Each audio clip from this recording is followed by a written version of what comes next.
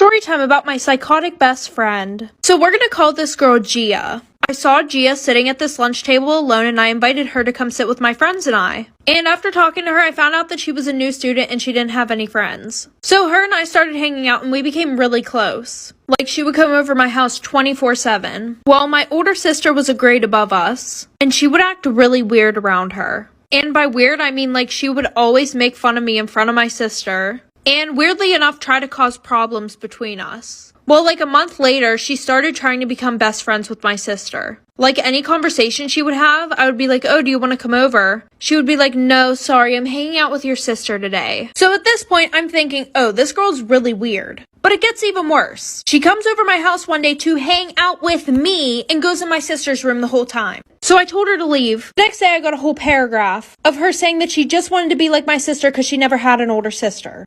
My friend ordered me McDonald's and I've never been so touched. I went to a friend's house earlier today to watch some football. We'll call him Brad. My friends do this sort of thing all the time. It's really casual and we just chill out all day. Normally we order food, but today Brad made pulled pork sliders for everyone. I was diagnosed with a digestive disorder this year and have a really limited food list that's safe for me to eat, and I can't eat pork. I ate before I arrived, so this wasn't a big deal. I was just planning on skipping then. About a half hour after we got there, someone knocks on the door, delivering McDonald's. Brad answers and brings the bag straight to me and goes, I'm sorry I didn't know you were coming and I want you to be able to eat. This is safe, right? McDonald's cheeseburgers are one of my safe foods and I've mentioned it before. It seems like such a silly thing, but it seriously touched me. A lot of the time I feel like people don't take my digestive disorder seriously, and it was just really nice to have someone go the extra mile for you. I've never been happier to eat a cheeseburger. Aww. So I usually don't complain, but today I'm gonna complain. This may not be nothing big to y'all, but to me, I was livid. Anyways, so she's texting me about an appointment and I told her, I'm like, hey, I could get you in tomorrow at da times. She doesn't reply to my message, right? So I go to sleep. Why does she wake me up at 8 a.m. calling me asking about, hey, I wanted to book the appointment for today, like, sorry for their late response. Like, I have an 11-month-old. What the fuck is she doing waking me up? And my baby. But then I say, since you didn't reply yesterday, if you want to book for today, you have to pay a squeezing fee. She proceeds to say why I texted you about it yesterday. Girl, I'm going to bed and you can go to the Asians. Bye. Am I the asshole for my reaction to my birthday present? I, female 29, met Will, male 30, 6 years ago when I moved into a new apartment close to university. He was my next door neighbor and offered to help me put together flat pack furniture. We really hit it off and have been together ever since. Will was married right out of high school to someone who was not a very good match. They were young, dumb, and made a colossal mistake. Will recognizes now how crazy it was to marry someone at 18, but at the time, they really thought it was a good idea. That being said, the breakup and the fallout was terrible. This was before I met Will, but it sounds like both sides were out to inflict as much pain as possible. Fortunately, Part 3 about my weird cellmate. So like I said, we asked her what she was in for and she didn't answer, so we found that weird as heck. So then she went for a visit and we searched through her stuff and found her paperwork. We found out that she was in because she attempted to unalive her husband, in which he got a restraining order. So at this point, we're like, this is weird as hell and she needs to go. Like, she gotta go. So now the entire pod comes together and every single one of us wrote a letter pleading the staff to get this crazy you-know-what out of our pod. We all folded them up into little paper kites and we sent them to the guards. We were ringing the doorbell like crazy and we told them what happened, and no questions asked, she was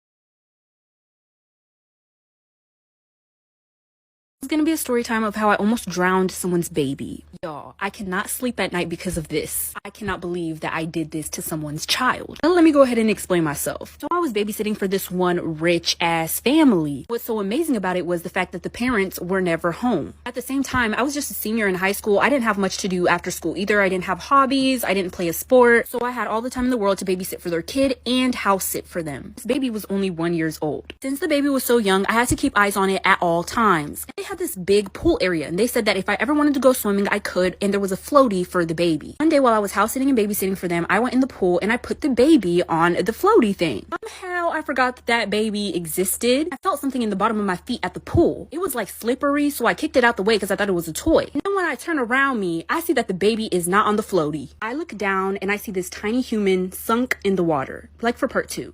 Part 2 of how I almost drowned someone's baby. When this was happening, I was on my phone, so I was distracted. I looked down in the pool and I see that the baby is drowning. I don't really know how to explain the way that my heart skipped a beat at this exact moment. Like, my heart was beating regularly and then all of a sudden it skipped 2 beats at a time. My ass was in my forehead. Immediately dived down into the pool, took out the baby, but the baby was suffocating. Now listen, I never did CPR, but God blessed me with those skills in that very moment. I was able to keep myself calm and did CPR on the baby and was able to get it to breathe again. I did not tell nobody shit about this. I didn't tell the parents. The baby is fine. I really should have told the parents, because what if it did cause a health issue? But from what I've seen, the baby's fine. Yeah, I didn't tell them what happened, but I quit babysitting because I felt guilty. They haven't said anything about their baby dysfunctioning, so the baby is fine. Just because of this, I pulled myself out of babysitting and I'll never babysit ever again because I'm clearly not responsible enough.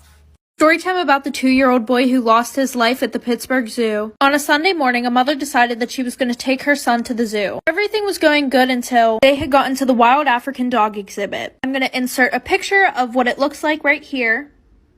On both sides of the exhibit, there was plexiglass. But looking straight out into the exhibit, there was no glass. They also had a roughly 4.5-foot railing there. Well, as most parents do whenever they take their children to the zoo, they pick them up so that way they can get a better look at the animals. Well, this mom had an idea of standing her child up onto the railing, get a better look at the dogs. Now, me personally, I have been to that zoo before. There are many signs saying not to lean over or set your child onto the railing. Well, in an instant, her child had lunged forward, and she had accidentally let go of him. At 11:45, her child had dropped 10 feet down into the dog enclosure. A few seconds later, the people around her had went to get employees. But by that time, the dogs had already gotten to the 2-year-old boy. Like for part 2. Part 2 about the 2-year-old boy who lost his life at the Pittsburgh Zoo. So like I said, she had dropped her child into the exhibit, and by that time the dogs already got to him. As soon as this happened, visitors went and told the employees. Shortly after, zookeepers were able to call off several of the dogs, and they had immediately went back into the building. 3 more were eventually drawn from the child, but the last dog was very aggressive and the police had to shoot the animal. The father soon arrived at the scene, and after the mother and father were taken to the hospital for immediate trauma therapy. Since the exhibit opened in 2006, USDA had conducted over 35 inspections on that exhibit, and none of those times did they decide that it was unsafe. And this situation happened in 2012. Parents decided to sue the zoo in May of 2013. In court, the mother had argued that the zoo had failed miserably to prevent the attack. And this is what the zoo said. This was caused because of the mother's negligence and carelessness. I'm gonna tell you guys my opinion real quick. I think it's the mother's fault. What do you guys think?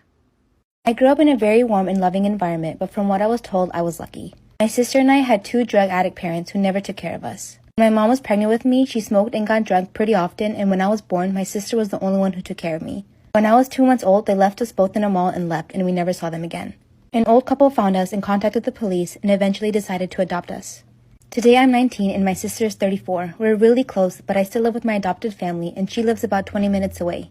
So a couple of months ago, a friend and I took a DNA test, and that's how I found out I have an aunt in the system. I immediately reached out to her and we agreed to meet in person, all without telling my sister a thing.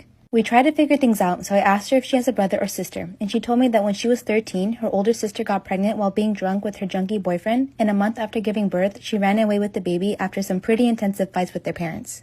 They never found her, but stopped looking after a year and a half. When I saw the picture, I knew it was my sister 100%.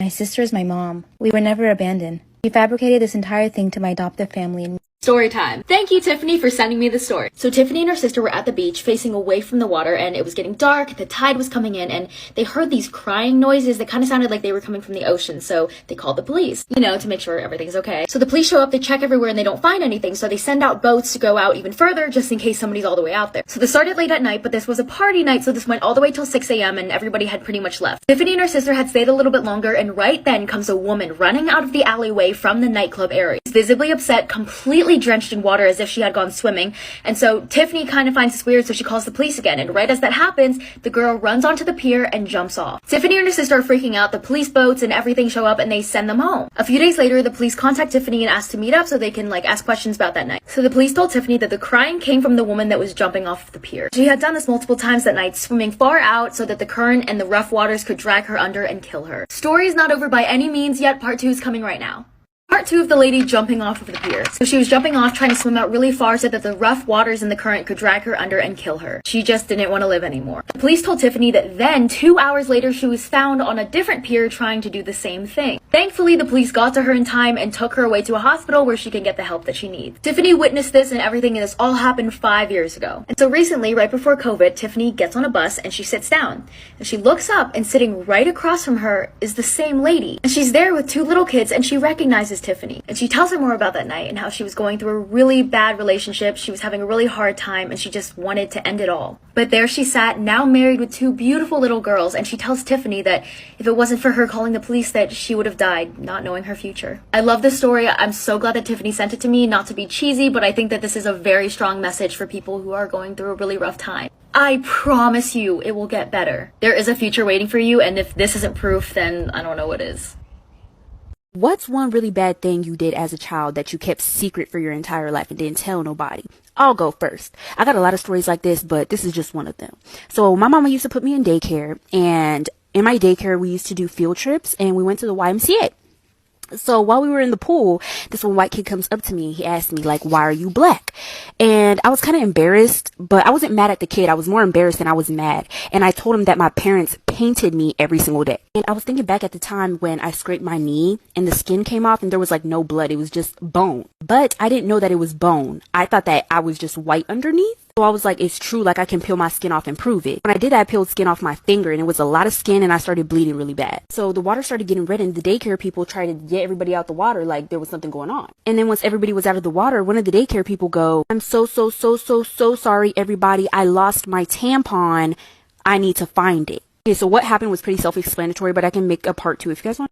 So this is part 2 of the really bad thing that I did as a child and kept secret. So my daycare instructor, or whatever you call them, basically said that she had lost her tampon in the water. And I'm guessing she said that because she was on her period and she had a tampon in and the water started turning red, and that's the only reason that she could think of. But like they started checking all the kids and making sure that all the kids were okay and stuff. And when they came up to me and asked me if I was good, I was like, oh yeah, I'm fine. And so they were looking in the water for like an hour, but there was no tampon. Like they could not find the tampon. Like that one white kid, he was not part of the daycare. Like he wasn't one of the daycare kids. So they evacuated everybody out the pool. Like nobody was allowed in there. And like we all got back on the bus and we went back to the daycare, and the daycare instructor, who thought she had lost her tampon, literally talked to all of us and was like, things like this can happen as a woman, and when you get older, you'll understand. But baby, I stayed mute.